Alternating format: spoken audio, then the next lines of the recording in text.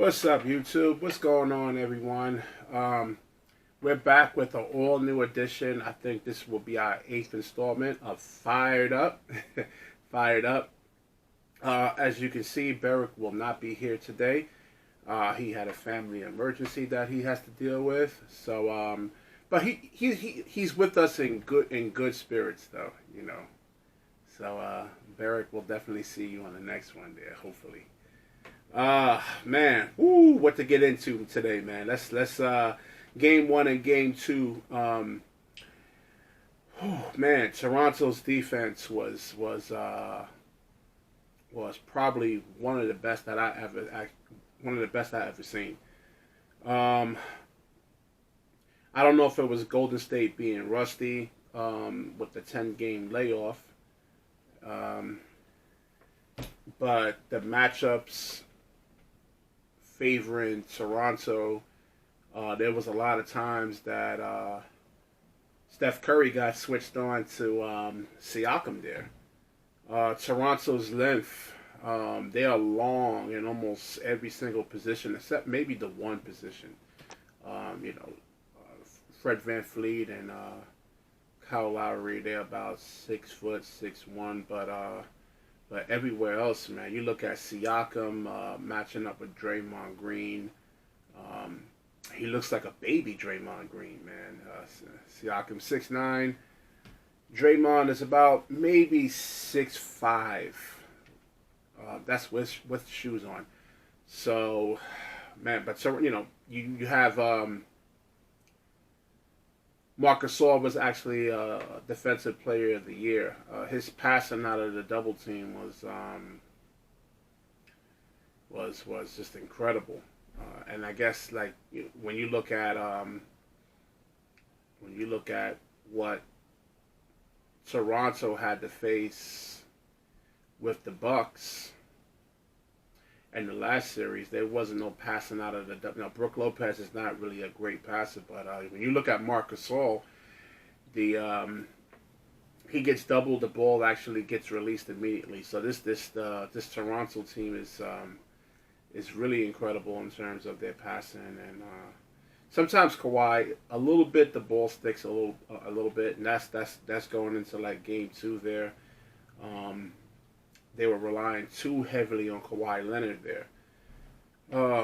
Let's see. And then I think a problem in this series too is that Golden State doesn't have any above the rim defenders at all. DeMarcus Cousins, he's not really an above the rim defender, but Toronto does with Siakam and Marcus Gasol and Kawhi. And we'll definitely see, man. And let's see. There's a lot of notes that I actually that I took here. Let's see. Golden State in the first game was not getting back on defense.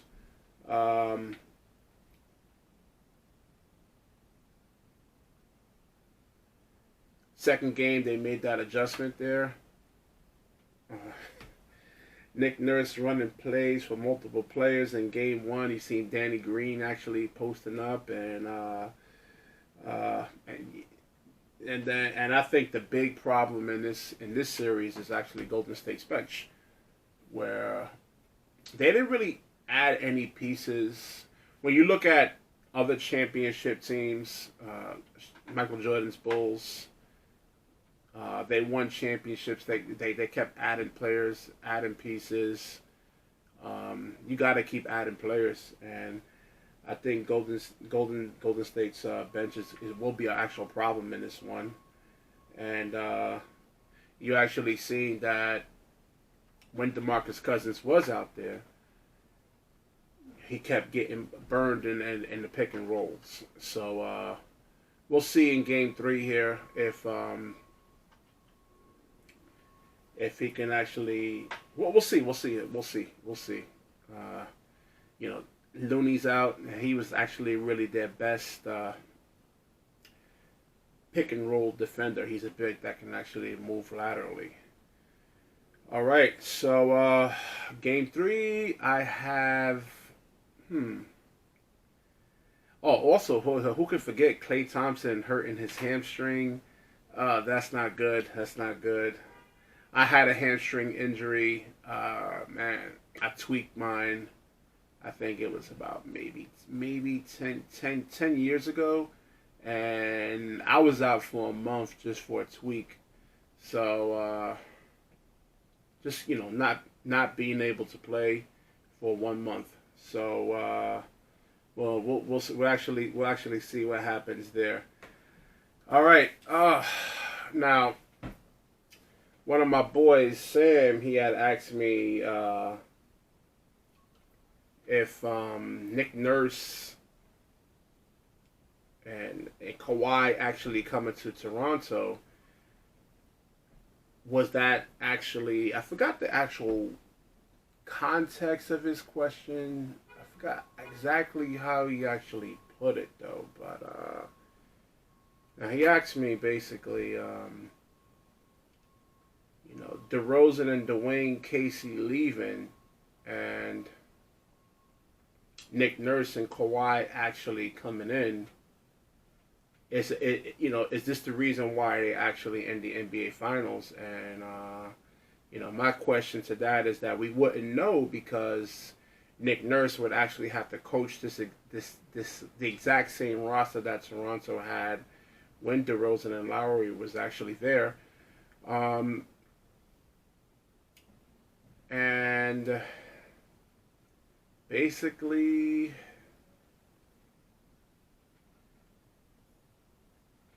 Kawhi, yeah, we know Kawhi is actually a better player than DeMar DeRozan, but no, we wouldn't really truly know that. And also, there's no LeBron James in the East this year, so the East was actually really open this year. It was up for grabs. All right. Oh man, now should Kawhi Leonard actually stay with Toronto, or go to the Clippers, or go to the Nets, or go to the Lakers? He gave up $30 million just to actually go to Toronto. If he does leave Toronto, this year, and go to the Clippers, or I don't know if he's going to go to Brooklyn or not, but he'll lose another $40 million. So that's almost like about $80 million, 70, $80 million in total that he would actually lose. Now, I'm not in a position to actually spend anyone's money, but $80 million, it's a lot. It is a lot of money. And if you go to the Clippers or you go to Brooklyn, you would have to be, load management wouldn't be an option there. He would have to, be heavily relied on. Kawhi plays hard, man. He plays hard, and will actually, look, he took 22 games off this year. He was hobbled, and he's hurt right now. He's hobbled in the playoffs. This is the NBA is a grind, man, and even with the load management. Now Brooklyn, I think they have more. They have more depth than the Clippers do, but I guess it all depends on who's around them. But me personally, I would stay in Toronto if I was him. Yeah, more money, better team. I think he has a $20 million penthouse that the team actually gave him, and he might be leaning towards staying. He bought a house in the Toronto area, so let's see what actually happens there. All right, next big news over here: Kyrie Irving to the Nets. AD wants out of the Pelicans. Man. Whew. I don't know, man. I mean, I am a Brooklyn Nets fan, and this is a really, really bad day for the Knicks right here. So let's just take a moment of silence for them. I think if Barrick was here, I would have definitely put my arm around him and probably maybe cried. Man, it should have, it's very emotional. So let's just take a moment of silence, for the Knicks today. R.I.P.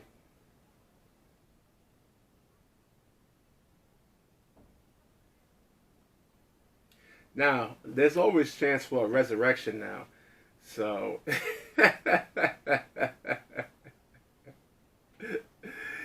but but I think the whole Kyrie and KD to the Knicks was really predicated on Zion,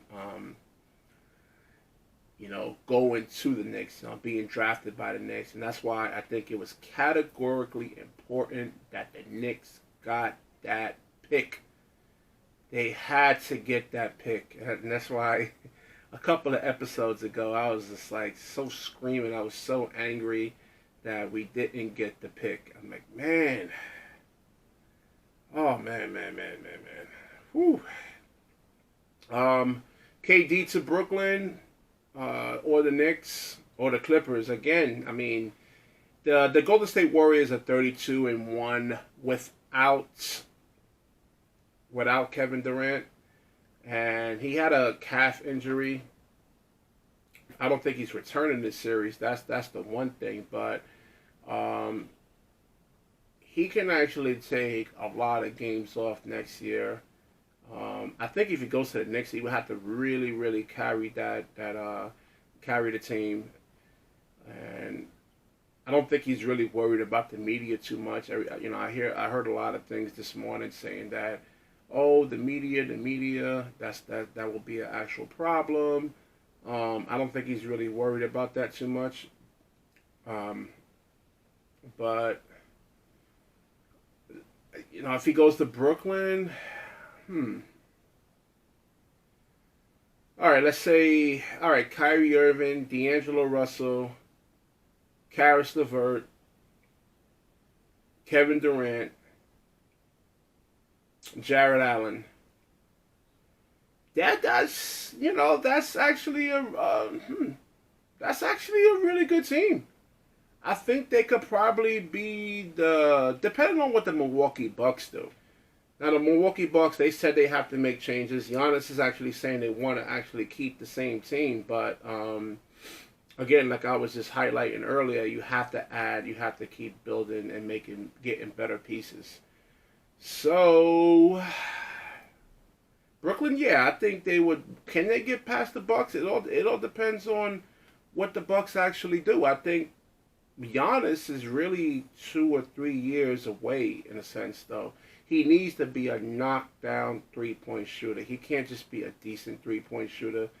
He has to be a knockdown three-point shooter, and his free throw percentage has to get better, and he's been exposed basically in that Toronto series. So there's going to passing out of the double teams, post moves, and I think Milwaukee would basically need some guys that can shoot the three, put the ball on the floor, and be able to make a play. Like Mirotic, Brook Lopez.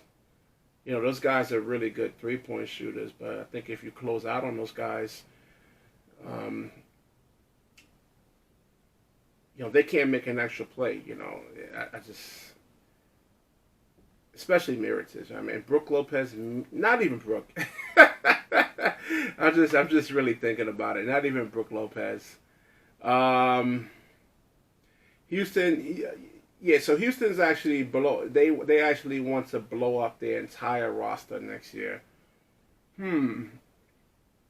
Yeah. Again, like I was just illustrating. Again, if it's not working, they lost by 10 points. KD didn't even play in that game. Yeah, so you have to try something different, and I think Daryl Morey and the Houston Rockets owner, I forgot the name of I think it's owners, plural owners, but I think they're done with Mike D'Antoni. They didn't bring back their coaching staff. Yeah, I think we'll see. Let's see if actually Daryl Morey, we'll see if his job is actually safe or not. He's the one that actually brought in Mike D'Antoni, and it's the same thing. And we got to, Clint Capella. We have to see more. He has to add more layers to his game. It can't just be, high screen, roll to the basket. In a playoff series, that's going to be taken away from him. So I would like to see more of a 17 to 19-foot jump shot from him, a mid-range shot, and this whole thing with the analytics about not being able to actually the mid-range game is just like so like it's so evil. The mid-range, a good mid-range shot can actually just open up a lot of drives to the basket. Threes doesn't always go down. You can't keep relying on those. Especially like the deeper you go into these playoffs, man. I mean, they put a lot of, you figure with CP3 and James Harden, they would actually have a good motion offense, but a lot of times the ball just sticks with James Harden, and that's just not going to really get it done. And we did have some football stuff to get into, but I'm definitely going to save that for when Barrick actually comes. Should the Lakers actually recruit Pat Riley, part of the organization? That was a question I was going to ask Barrick. He is a former Laker guy. the original author of Showtime in LA, and who knows what that's. I don't know. South Beach versus Los Angeles traffic, higher taxes, state taxes versus no state taxes. The Lakers are just like, and LeBron. There was a report I forgot to actually get into that LeBron would actually demand a trade if the Lakers strike out in free agency this summer, which is a very high probability that could actually happen. There's a report saying that he would actually want to get traded there. I don't know, man. I think he came to Los Angeles for not just for playing basketball, but for business reasons. I don't even think it was really truly for basketball. There was that's my personal opinion on that. I think there was a plethora of other places he could have went to if he wanted to really, really win. The Lakers were a dumpster fire before LeBron got there, so he's smart. He would have saw that. But and I mean, there was another, there's another report. AD wants out. I think Brooklyn was part of the list. I have that in my show topics for today, but that was yesterday. Now, with Anthony Davis, it would actually be the Knicks or the Lakers there. And again, it's just, you got to wonder if these guys really truly value winning or not, man, or if it's just about the actual, their brands. And I mean, me personally, again, I'm not that really high on Anthony Davis. He hasn't done anything with the New Orleans Pelicans. What I do like about him is that he's a big that can actually switch. He can guard 1 through 5. That's the main thing. I think that's his real true strength there, and being able to actually play, off the ball, is what I do like about Anthony Davis. He's a great help defender, but really that's about it right there. And all right, that's going to wrap it up for Fired Up.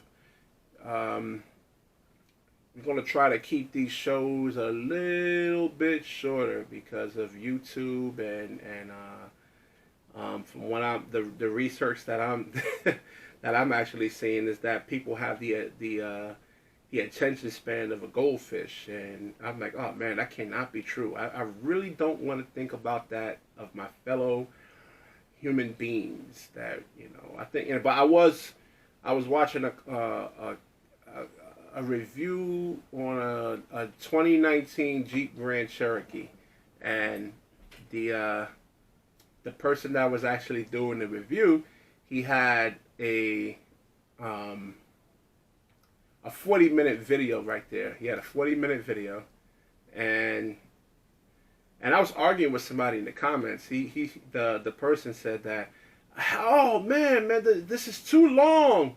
This is too long. 40 minutes. I'm like, dude, 40 minutes. I said, what the hell is so bad about 40 minutes? I said, that's not long at all. I said, you can't just sit there, you can't watch it and just appreciate the work that the guy's actually doing. And I guess not, because some people apparently they actually have a problem. They can't sit there for a whole hour. And but it is YouTube. YouTube has like me. I have on my YouTube page. I have about maybe 100 people that I actually subscribe to. People that I actually enjoy watching. But it's hard to watch all that in one day or 2 days. With myself personally having such a busy lifestyle. So we'll wrap this up. Like the video, comment. Please subscribe if you haven't subscribed. Share the video. And I'm sorry, I'm all flustered. I'm all over the place. This is my first time actually doing this by myself. So there's probably going to be a lot of editing in this video here.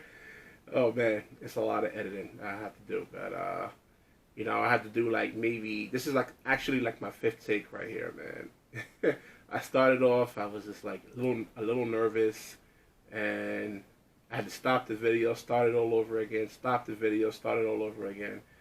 But all right, we'll see you next week. I guess we'll do game 3 and 4, and then free agency. That's what I'm really truly waiting for. It's going to be explosive. All right, again, smash the subscribe button. Smash it.